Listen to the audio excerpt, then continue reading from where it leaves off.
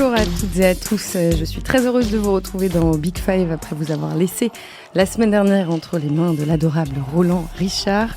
Au programme aujourd'hui, celui qui est peut-être le joueur le plus mal aimé de sa génération en France, alors qu'il est l'un des meilleurs à son poste. Et dès qu'on entend parler de lui, sa mère n'est jamais très loin. Vous l'avez sans doute deviné, c'est Adrien Rabiot qui est à l'honneur dans Big Five aujourd'hui. L'ancien milieu de terrain du PSG reprend des couleurs en ce moment du côté de Turin, mais le bleu de l'équipe de France lui est toujours aussi inaccessible. Et avec moi, pour parler de tout ça, 3 reporters de l'équipe qui sont ravis de faire leur grand retour dans Big Five. Mélisande Gomez, Arnaud Herman et Étienne Moati. Bonjour à tous les 3. Bonjour. Casting de rêve aujourd'hui. Vous savez tout et maintenant, on peut commencer.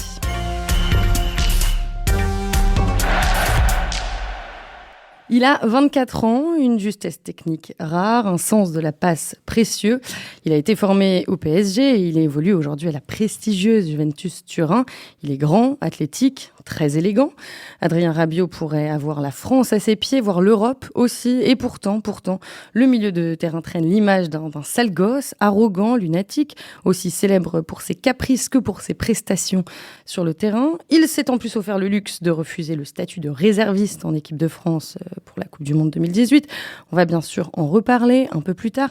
Arnaud, toi, tu suis le PSG au quotidien. Tu as donc été au contact d'Adrien Rabiot pendant longtemps. Donc, je le rappelle, il a signé en pro à Paris en 2012 et il a quitté la capitale en juillet 2019. Arnaud, est-ce que l'image qu'il renvoie, finalement, est en décalage avec sa personnalité ? Je sais pas déjà. Moi, je trouve pas que ça soit un garçon arrogant. Mais bon, c'est mon sentiment. Il y a chez lui un décalage, mais à peu près dans tout ce qu'il fait, entre comment il perçoit les choses, comment il s'imagine, comment il voit sa carrière et comment c'est répercuté à l'extérieur. Alors évidemment, une fois qu'on a dit ça, il est évident qu'il a sa part de responsabilité là-dedans, dans ce décalage. Après, au Paris Saint-Germain, c'était un garçon qui n'avait pas fait parler de lui pour des mauvaises raisons, on va dire extra sportive, au-delà de, effectivement, prolonge pas, veut partir, ou sa mère veut qu'il parte. Et puis la saison dernière, effectivement, toujours autour de son avenir de footballeur, ne voulant pas prolonger, il a été mis au placard. Donc j'ai envie de dire que c'est évidemment en partie à cause de lui, mais pas que. Il y a une sorte de, pas une malédiction Rabiot, ça serait un peu, mais il y a une incompréhension autour de lui, clairement, autour de sa personnalité et de ce qu'il peut renvoyer. Parce que c'est pas de l'arrogance, il y a une telle confiance en lui, donc de la part d'Adrien Rabiot, que ça peut parfois quand même friser un peu l'arrogance, parce que donc Arnaud évoque sur la fin de son séjour au Paris Saint-Germain, mais bien avant, il avait déjà, donc quand Laurent Blanc pourtant l'avait fait jouer assez souvent, donc surpris un peu le club. Je crois qu'Arnaud va être d'accord là-dessus, en réclamant donc énormément donc de temps de jeu, alors qu'il en avait déjà pas mal, menaçant le club de partir. Enfin, il a eu quand même pas mal d'épisodes. Il a tellement confiance à lui que parfois, au-delà même des rapports avec sa mère, ça peut friser l'arrogance. Alors, on va revenir justement sur tous les épisodes dont tu parles. Et donc, évidemment, l'image d'Adrien Rabiot est indissociable de celle de sa mère. Véronique Rabiot est omniprésente dans la vie de son fils, puisqu'elle est aussi son agent. C'est elle qui a négocié tous ses contrats depuis le début de sa carrière. Et on entend beaucoup de critiques sur la gestion de Véronique Rabiot, mais des parents omniprésents dans la vie de leur enfant sportif de haut niveau, finalement, il y en a beaucoup. Qu'est-ce qui pose réellement problème avec elle ? Il n'y en a pas tant que ça dans le football. C'est pas un sport où on a l'habitude d'avoir toute la famille derrière qui vient au centre d'entraînement, qui passe des coups de fil, qui appelle les dirigeants pour des questions contractuelles ou pour s'inquiéter du temps de jeu de leurs rejetons, quoi. C'est peut-être que dans d'autres sports, et surtout des sports individuels, tennis, ouais, c'est le cas, puisque le père peut être l'entraîneur ou le coach. Enfin, d'ailleurs, c'est la même chose. Mais en tout cas, il y a évidemment une proximité qui est possible. Les joueurs voyagent en tennis, par exemple. Mais en football, les gamins, ils partent au centre de formation. Les parents sont là, pas toujours, mais souvent. Et surtout quand la réussite arrive et l'argent avec. Mais il y a très peu de parents à ce point présents. C'est plutôt une exception qu'une règle. Il y a le père Neymar, par exemple. Il y en a, oui, par exemple le père de Neymar, effectivement. Mais on pensait qu'il passe des coups de fil aux dirigeants de temps en temps, quand même. La norme d'un joueur de foot, c'est pas d'avoir sa mère en permanence en contact avec son directeur sportif au quotidien, quoi. Ouais, Véronique Rabiot, il faut quand même rappeler le contexte un peu familial. Hein. C'est une femme qui a eu 3 garçons avec un mari qui est décédé depuis, mais qui a été très longtemps malade. Il a eu une attaque en 2007 et ensuite il avait le lock-in syndrome. Pardon, voilà, c'est ça. Ça veut dire qu'il comprenait et mais entendait tout, mais il pouvait absolument pas communiquer à part avec les yeux. Il était dans des centres pour personnes extrêmement malades. Donc elle a élevé quand même 3 garçons toute seule, Véronique Rabiot. Dans des conditions, il ne s'agit pas de rentrer ni dans l'intimité, ni de noircir un tableau aujourd'hui d'un garçon qui gagne très bien sa vie, mais c'est pas une famille qui, à un moment ou un autre, roulait sur l'or. Au contraire, ils étaient même un peu, parfois, je pense, à la limite. Donc, il ne s'agit pas de la disculper ou de dire que c'est pas grave, elle se comporte bien. Non, elle nuit à son fils, mais il est évident que le contexte familial, le contexte personnel, a eu une influence sur le comportement de Véronique Rabiot envers Adrien, qui est quand même, il ne faut pas se mentir non plus, parce que je crois qu'il a un grand frère qui est militaire, le 3e, je ne sais pas, ou le 2e dans la hiérarchie, je ne sais pas trop ce qu'il fait, mais il est évident que c'est lui, je ne vais pas dire qu'il fait vivre la famille, mais en grande partie. Donc, elle a eu peut-être un comportement un peu excessif à travers son fils et pour son fils, et elle s'est mêlée de choses elle aurait peut-être mieux fait de ne pas s'en occuper. Mais il y a un contexte familial qui explique aussi qu'elle ait été très présente à un moment ou à un autre. Mais est-ce qu'elle est compétente en tant qu'agent ? Parce que son métier, à l'origine, c'est d'être médiatrice sociale. Elle est peut-être trop envahissante au quotidien, mais est-ce qu'elle est compétente en tant qu'agent ? En tout cas, aujourd'hui, il a été formé au PSG. Bon, son talent l'a porté au PSG. Là, pour le coup, c'est plus de la détection qu'un choix d'un agent. Mais il est aujourd'hui à la Juve. Pour moi, c'est pas une carrière c'est une carrière qui ressemble à quelque chose. La fameuse lettre, j'imagine, sur laquelle on reviendra lors de sa non-sélection en équipe de France, c'est pas l'initiative de Véronique Rabiot, c'est l'initiative du joueur. Donc, en tant qu'agent, évidemment, elle est très envahissante, elle est assez pénible, elle peut être un petit peu caractérielle, un petit peu trop exigeante. Elle est effectivement très protectrice avec son fils, ce qui est normal vu ce que vient de rappeler Arnaud sur le contexte familial. Il faut quand même se mettre aussi à la place des gens. C'est une mère, elle a eu des enfants, ça a été très difficile, il y a eu beaucoup de souffrance, beaucoup de douleur. Moi, je comprends qu'elle puisse avoir un comportement protecteur, surtout que le milieu du football, c'est pas forcément les bisounours. Après, il y a la personnalité de son fils à lui, intrinsèquement. Étienne parlait d'une énorme confiance en lui. Il a un côté comme ça, sans filtre aussi. C'est-à-dire que quand il pense quelque chose, il le fait, il le dit. Il pense qu'il n'a pas envie d'être réserviste, il écrit une lettre. Il pense qu'il n'a pas envie de se blesser, il faisait froid, il le dit après. Et il n'est pas du tout, il n'est jamais dans un calcul sur le plus tard, sur qu'est-ce que ça va me coûter pour ma carrière, etc. C'est quelqu'un qui est dans la culture, en tout cas dans l'instant. Et s'il pense quelque chose, il va le dire avec, effectivement, une énorme confiance en lui.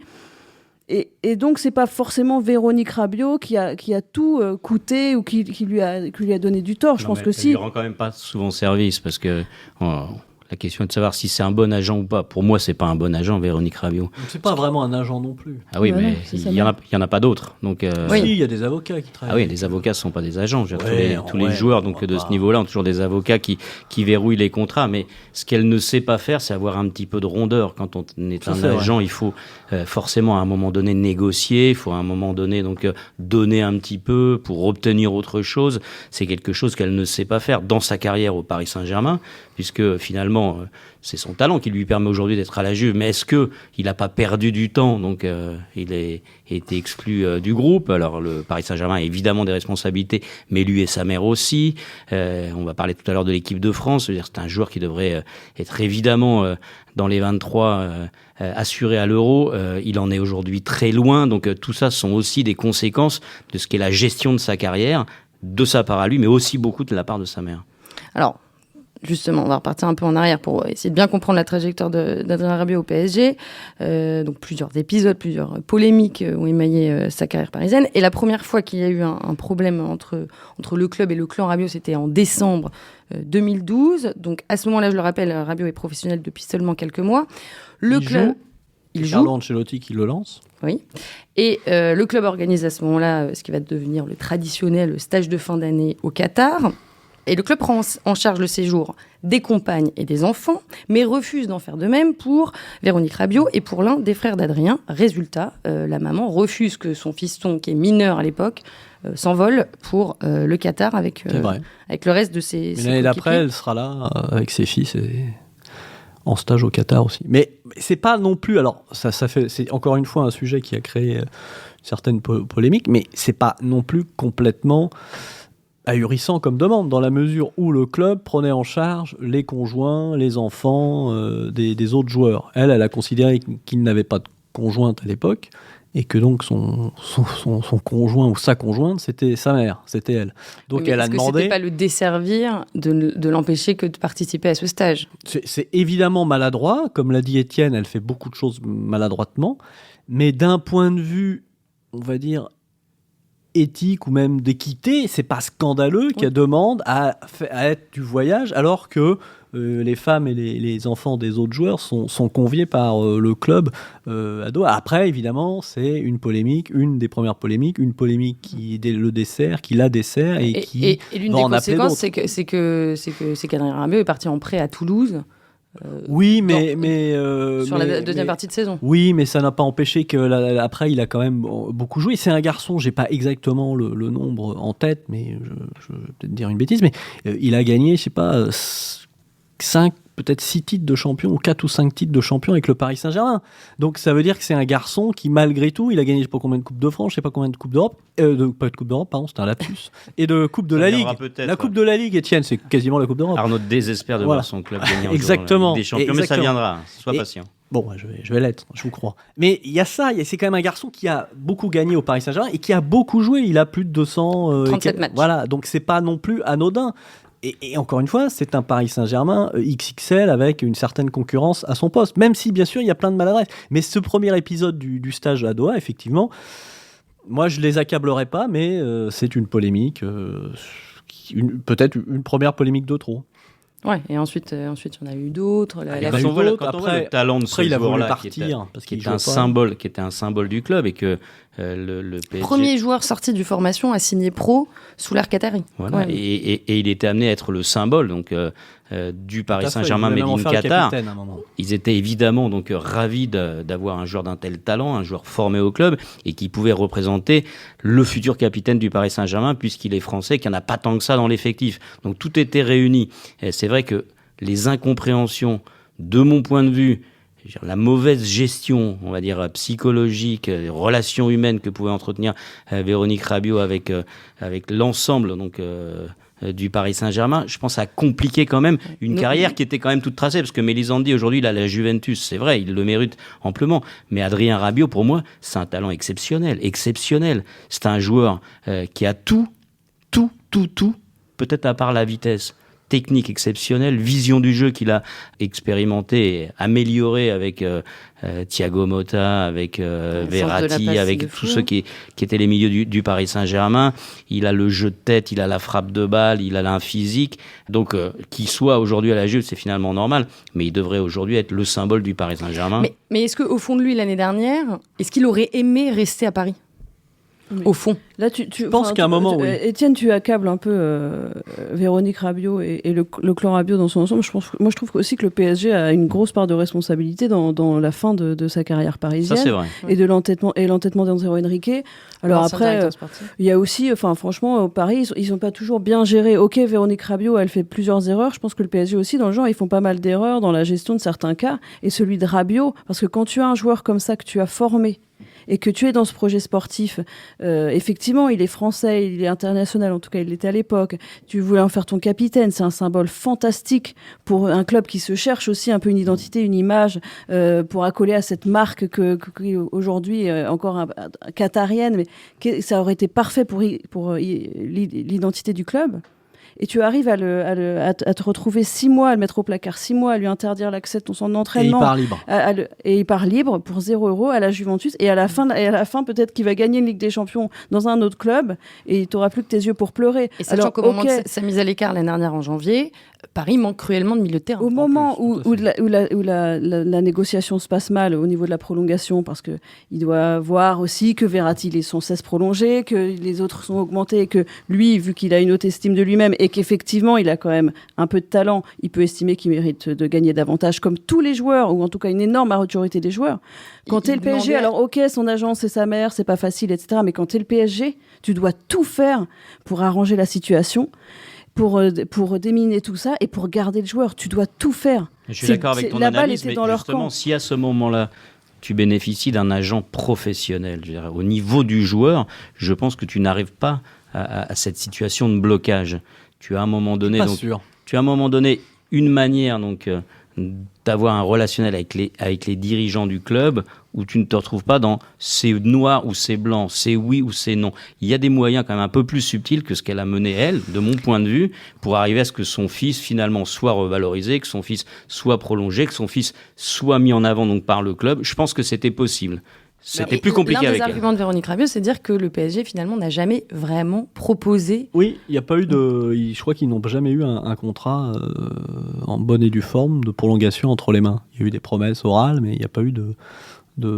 Ça, c'est l'argument. Ça peut constituer une défaute. Une défaute. Alors après, il faut rappeler que c'est Patrick Kluivert qui, lors de son année de mandat, je me souviens, c'est quoi, 16-17, je crois. 2016-2017, oui, directeur sportif. Directeur du football. Ah oui, attention. Et à l'époque, Patrick Kluivert avait dit il y a un cas prioritaire à régler, c'est le cas d'Adrien Rabiot. Bon, donc lui, il n'a pas forcément eu le temps de le régler, puisqu'on lui a demandé de s'en aller. Derrière, est arrivé Antero Henrique, et pendant 2 ans, finalement, il n'a jamais réussi à régler le problème. Je pense qu'il s'est trompé, il a fait des erreurs. Après, il y a la mère aussi qui systématiquement demandait, alors à un moment, d'avoir un salaire équivalent à Verratti ou un autre. Bon, il faut savoir que Rabiot, il avait à peu près entre 250 et 300 000 euros bruts, qui, évidemment, un très gros salaire, mais au PSG, c'est pas énorme. Il en aurait demandé 830 000 bruts mensuels, ce qui l'aurait placé plus ou moins au même niveau que Kylian Mbappé. Ouais, un peu en dessous quand même, mais un peu en dessous. Mais bon, je sais pas exactement ce qu'il voulait. Ce qui est certain, c'est qu'à un moment, la mère a aussi dit, mais je veux pas, il veut bien rester, mais il faut pas qu'il joue 6. Il faut pas qu'il joue sentinelle, il doit jouer relayeur, parce que ça correspond plus à ses conditions. Il y a eu une incompréhension entre les deux clubs, entre les deux parties, pardon. Le PSG a sa responsabilité, le clan, moi là je rejoins un peu Étienne en partie aussi. Après, elle avait quand même si ça se passait pas bien avec les directeurs sportifs, elle avait quand même la ligne directe avec Nasser, avec l'entourage du président Al-Khelaifi, avec qui elle échangeait régulièrement, elle était capable de l'appeler. Je me souviens d'un déplacement, elle était partie, elle était dans le même hôtel que Nasser lors d'un déplacement de match de Coupe d'Europe, donc il y avait malgré tout encore une proximité. Après, c'est aussi fait partie des particularismes du Paris Saint-Germain, c'est-à-dire qu'il y a plusieurs dirigeants et on ne sait jamais trop à un moment qu'il y en a un qui prend vraiment le dossier à cœur ou à corps pour le régler et dire voilà, stop, maintenant je m'en occupe, je règle ça. Et Nasser, a priori, l'a peut-être fait un moment, mais n'a pas voulu le faire après. Pourquoi ? Parce qu'il a été déçu par le clan, je ne sais pas. Mais il y a beaucoup de zones d'ombre, en effet, autour d'eux. Ouais, et en mars 2019, après l'élimination de Paris en 8e de finale de la Ligue des Champions contre Man U, Adrien Rabiot est sorti en boîte de nuit, a liké sur Instagram une vidéo de Patrice Evra. Bref, il a été mis à pied. Et à ce moment-là, clairement, les supporters ne voulaient plus en entendre parler. Est-ce que ça aussi, ce ras-le-bol des supporters, ça a joué peut-être dans la politique du PSG à son égard ? J'en sais rien. Moi, tout ce que je sais, c'est que aujourd'hui, dans ce dossier-là, le perdant, c'est pas Adrien Rabiot, c'est le PSG. Ouais. Franchement, il y a une des deux parties qui étaient dans la négociation, il y en a une qui est vraiment perdante, et c'est le PSG. Et que les supporters, ils veulent ceci, ils veulent cela, demandez-leur aux supporters s'ils sont contents que Neymar soit resté, demandez-leur ce qu'ils pensent aujourd'hui du niveau de Neymar, et s'ils pensent qu'avec un Neymar à ce niveau-là, ils vont peut-être gagner la Ligue des Champions. Parce qu'en fait, les supporters, ils aiment leur club, et donc du coup, s'ils voient que le joueur finalement les fait gagner, ils vont passer à autre chose aussi. Et ouais, il est sorti en boîte après le match de Manchester. Ça faisait plus de 3 mois qu'il était au placard. Il jouait pas. Il n'était pas convoqué. Il n'était pas concerné, sans doute. Alors ouais, c'est maladroit. Mais bon, il y a des joueurs aussi qui jouent, qui sortent en boîte. Voilà. Donc là, le club est éliminé. C'était aussi dans l'émotion de l'instant d'une vraie. Non, mais je pose la question choc sur l'élimination. Et lui, on le voit. Ouais, bon. Non, mais il a quand même quitté le Paris Saint-Germain pour aller à la Juventus Turin, qui est quand même sur la planète football c'est pas aujourd'hui. Vraiment une régression, on est d'accord. C'est pas une régression, qui est quand même sur la planète football aujourd'hui, un club à la fois au palmarès, au prestige et on peut dire même à l'histoire beaucoup plus riche que le Paris Saint-Germain. Donc, et surtout, c'est un club qu'il a réussi à rejoindre. Et là, je vais un petit peu dire que Madame Rabiot parfois aussi donc arrive à de bons résultats, en tout cas financiers pour son fils, puisqu'il rejoint la Juve libre, c'est-à-dire que donc avec évidemment une très grosse prime à la signature et donc dans la capacité d'avoir un salaire à la Juve, qui est un salaire donc très important donc dans l'effectif, ce qu'il n'aurait pas obtenu sans doute donc s'il avait fallu faire un transfert et payer un montant extrêmement important au Paris Saint-Germain.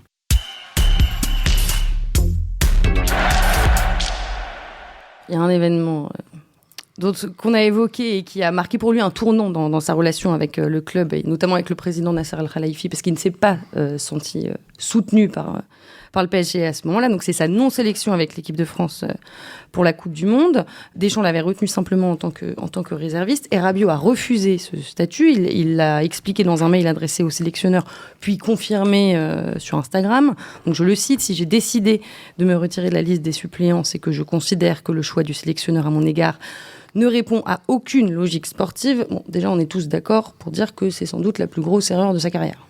Ah oui, c'est jusqu'à présent. C'est quasiment du jamais vu. Donc, dans l'histoire de l'équipe de France, il y a quelques précédents, mais finalement assez rares. Cantona, peut-être, ça pourrait s'approcher. Ouais, mais donc, c'est proprement incroyable donc, de prendre une telle décision.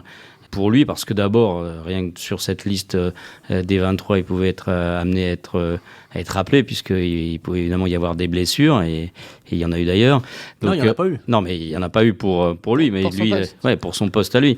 Mais donc, il était dans une situation... Oui, mais il n'y a aucun réserviste qui a été appelé dans la liste. Non, mais donc, il est finalement... être dans la situation de rater donc, la Coupe du Monde, il pouvait y avoir une blessure, et donc il se mettait dans cette situation-là, et c'est proprement, là, pour le coup, inacceptable, hein, franchement, de refuser donc d'être réserviste dans l'histoire du foot. C'est un message terrible que vous envoyez donc à la nation, et que vous envoyez à ceux qui sont réservistes et qui sont déjà heureux d'être dans ce rôle-là. Donc, quand vous savez qu'il y a des centaines et des centaines de professionnels, il y a tellement peu qui sont en équipe de France. Et surtout, vu le statut qu'il a en équipe de France.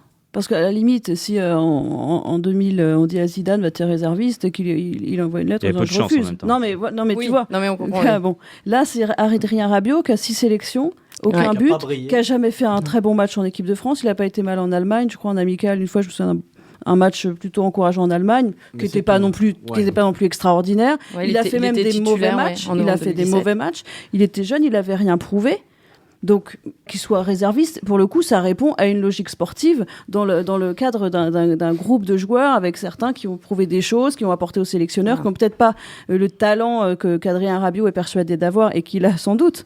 Mais sur la logique sportive, il n'y avait pas vraiment de scandale. C'était pas, on n'a pas écarté le meilleur joueur, que Benzema, par exemple, se sente une vraie injustice sur son statut personnel. Un petit peu plus légitime. Pour le coup, la logique sportive, dans le cas de Benzema, la logique sportive faudrait qu'il soit dans la liste, mais là, la logique sportive, elle était qu'il soit réserviste. C'était pas un scandale. On pouvait effectivement argumenter en disant oui, mais il apporte ci, il apporte ça, il aurait pu être dans les 23, bien sûr. Mais il n'y avait pas de débat. Et c'est vrai je pense qu'il y a un vrai décalage entre la manière dont il voit les choses et la manière dont elles sont réellement. C'est-à-dire qu'il y a une espèce de prisme, parce qu'il est peut-être arrogant, en tout cas très confiant, et qu'il est entouré dans cette espèce de cocon où sa mère, forcément, elle va dans son sens parce que c'est une mère.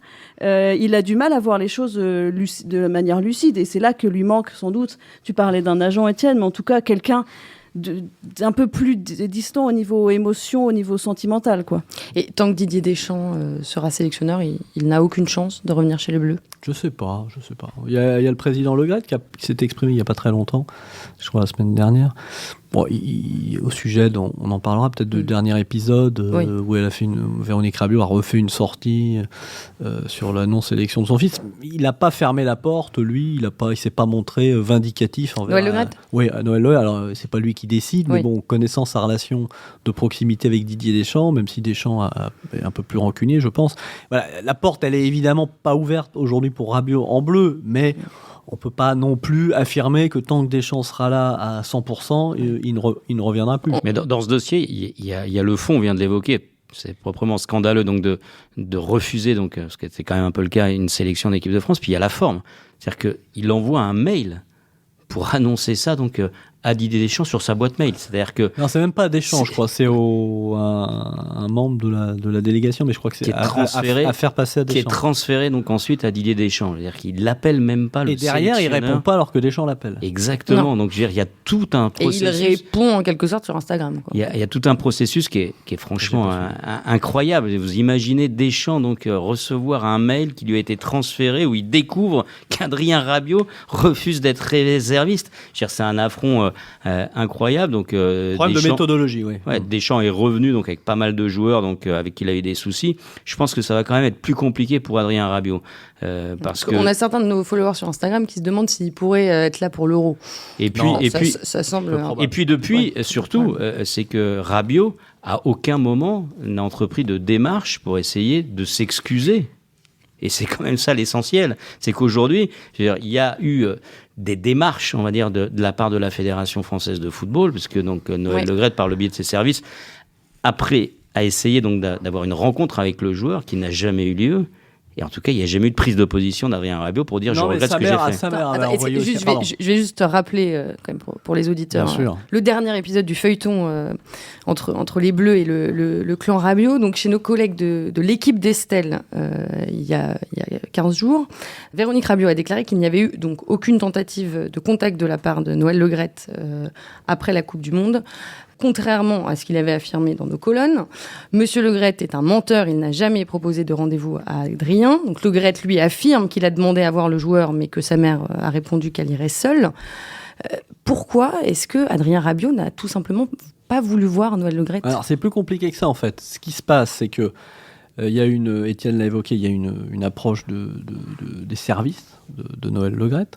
Mais parallèlement à ça, la mère fait transmettre un courrier dans lequel elle dit qu'elle veut rencontrer le président pour expliquer, pas les mots précis, mais expliquer la démarche de son fils, donc de refuser d'être réserviste, et également un petit peu revenir sur les polémiques ou tout ce qui lui est prêté en disant voilà son fils ceci, son fils cela, et que c'est pas exactement la réalité. Bon, sauf que derrière, elle veut absolument être au rendez-vous, et Noël Le Graët fait passer le message que lui, il ne veut pas la rencontrer elle, mais il veut la rencontrer lui, et seulement lui. Et comme elle dit non, moi je serai là quoi qu'il arrive, voilà, fin de l'histoire, fin du débat. Après, c'est vrai qu'Adrien Rabiot ne s'est pas excusé ou n'a pas fait de démarche à titre personnel, parce que, encore une fois, ça fait partie de cette personnalité. C'est-à-dire qu'on peut lui reprocher beaucoup de choses à Rabiot, d'être maladroit, d'avoir fait une erreur quasiment impardonnable pour l'équipe de France, mais au moins derrière il assume, il se réfugie pas, il se cache pas, il dit pas moi non mais peut-être que je me suis trompé, pardon, il va au bout de sa logique qui est sa logique. Il assume, il s'est réexprimé sur le sujet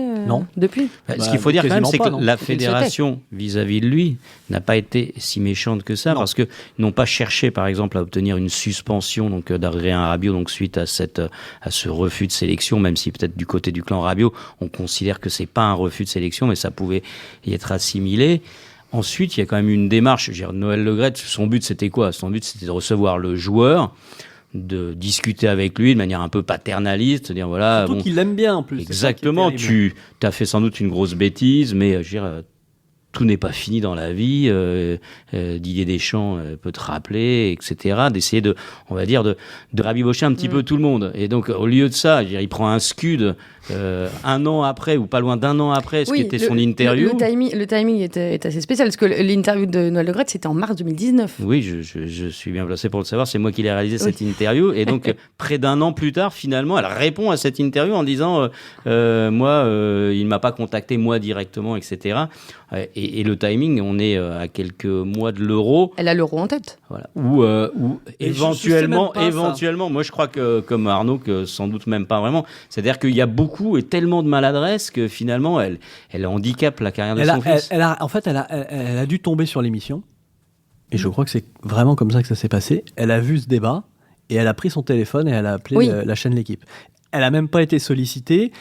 De ce que j'ai cru comprendre, elle avait prévu de se faire discrète précédemment, et je sais pas, il y a eu un coup de chaud au moment où elle a vu le débat, peut-être que c'est la formulation de la question autour du débat, et elle a fait cette sortie, encore une fois, totalement inappropriée, puisqu'elle traite quand même le président de menteur, elle donne sa version des faits qui, à la lecture justement des faits, n'est pas totalement la réalité. Donc encore une fois, elle a mis son fils, alors que les choses étaient un peu sous le tapis, qu'il recommençait à jouer à la Juve, que on parlait plus de lui en bleu, donc on peut dire que les choses se calmaient. Et patatras, à nouveau une publicité négative pour Adrien Rabiot.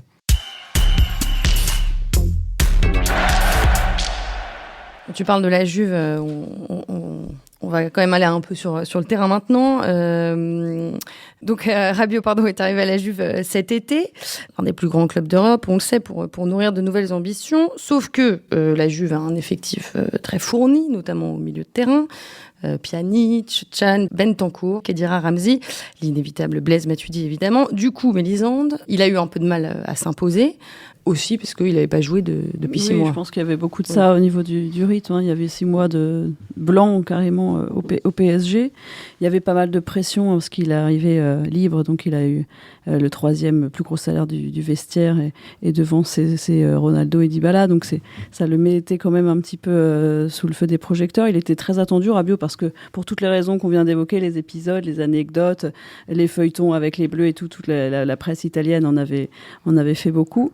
Et puis, il n'a pas eu énormément de temps de jeu en début de saison. Il a débuté la première journée, ça s'est pas très bien passé. Il y a aussi beaucoup de bagages tactiques qu'il a eu à acquérir. Hein. C'est un championnat exigeant et c'est un entraîneur très particulier aussi, puisque la Juve découvrait un nouvel entraîneur. Donc, il a fallu qu'il s'adapte. Ça s'est pas super bien passé au début tactiquement avec Sarri, et il avait beaucoup de choses à apprendre. Hein. C'est encore un joueur jeune, qui n'avait jusqu'ici joué qu'en France, et qui donc au niveau de ses replacements à la perte de balle, de toutes ces choses auxquelles les Italiens sont très très attachés, il avait du travail à faire tout simplement. Il l'a fait. Il avait aussi physiquement un petit peu de retard. Il avait besoin d'acquérir du rythme, et il n'avait pas eu l'occasion de le faire parce qu'il n'a jamais enchaîné plusieurs matchs entre août et novembre. Il a dû 3 faire titularisations lors des 10 premières journées. Ouais. En 4 mois, il a dû faire 5 matchs en tout, je pense, qu'entre août et novembre. Et après, avec les blessures au milieu, il y a eu une suspension, il y a eu des blessures, il y a Bentancur qui s'est blessé,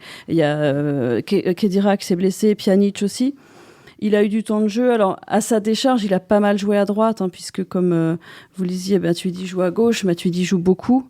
Et quand il a joué à gauche, il a été vraiment meilleur qu'à droite, ce qu'on savait déjà. Ça va de mieux en mieux. Après, le problème tactique de la Juve, c'est que Ronaldo joue, et que quand Ronaldo joue, il faut quasiment un milieu de terrain pour lui, pour couvrir derrière lui. Dans le 4-3-3 de Sarri, parce que Ronaldo fait pas les efforts, il peut plus les faire, on lui demande même plus de les faire. Donc c'est Matuidi vraiment qui est cope derrière, et qui lui sait parfaitement où se mettre pour gêner les trajectoires de passe. Il est extrêmement fort dans ce rôle-là, mais tous les supporters espèrent voir Rabiot titulaire parce qu'ils en ont un petit peu marre des pieds de Matuidi. C'est un peu les supporters, ils n'ont pas de frontières, donc c'est toujours les mêmes choses qu'ils voyaient. Mais Matuidi, il a pas les pieds pour jouer là. Matuidi, bon, comme il faisait un peu au PSG, mais en fait que Matuidi, il apporte beaucoup de choses quand même. Et il est toujours là. Donc pour l'instant, il est là, mais Rabiot, ce qui est sûr, Rabiot, c'est un vrai numéro 8.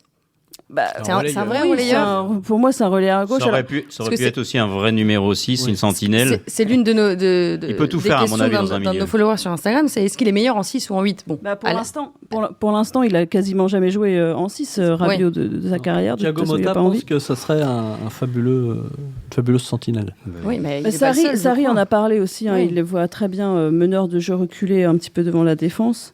Mais pour l'instant, en l'état actuel des choses, Sarri pense que tactiquement, il est déjà en train de travailler beaucoup sur ce poste de numéro 8 dans le 4-3-3 qu'il réclame, et que plus tard, une fois qu'il aura intégré tout ça, peut-être qu'ils le reculeront en 6, parce qu'après, qu'il veuille ou pas jouer en 6 quand on est la Juve, c'est pour ça que le PSG peut-être doit apprendre un petit peu, ça les inquiète pas beaucoup de savoir que la mère a dit ça ou le joueur a dit ça. Ils disent, le jour où on lui demandera de reculer, il reculera, et point barre.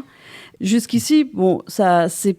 Ce qui est sûr, c'est qu'il a le soutien des dirigeants, de Paratici, le directeur sportif qu'il a recruté, et de Mauricio Sarri, qui est persuadé que ça va devenir un extraordinaire joueur, qui lui dit qu'il doit marquer davantage parce qu'il a un pied fantastique et qu'il a le physique pour, et qui le voit très bien devenir un des tout meilleurs joueurs du monde. Mais sincèrement, c'est-à-dire qu'ils misent énormément dessus. Ils l'ont attendu, ils n'étaient pas très inquiets parce qu'il y avait des raisons à son retard à l'allumage.